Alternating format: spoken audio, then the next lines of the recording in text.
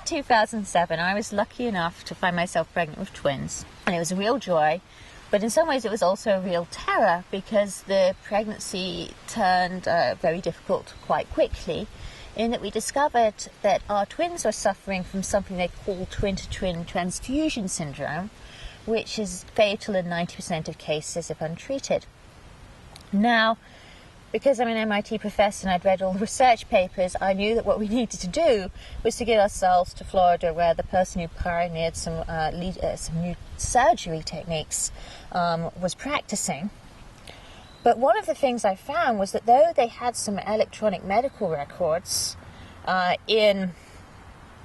Boston with all the things they needed to know about how this disease was developing, which showed clearly that one twin was getting far too much blood, the other twin wasn't getting enough blood,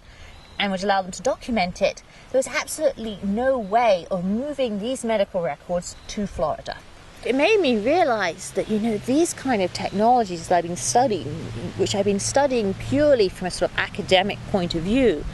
actually could have a huge impact on various healthcare outcomes that we actually really care about, such as whether or not babies in the womb who perhaps are having a difficult pregnancy live or die.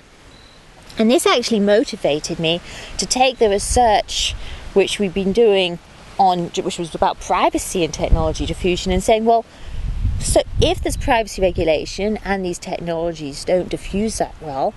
how does it matter? How does it actually affect something we really care about? So that was an unusual intersection between MIT professors' typical kind of technology-focused research and my happiness, my personal life, things which bring me great joy in my life.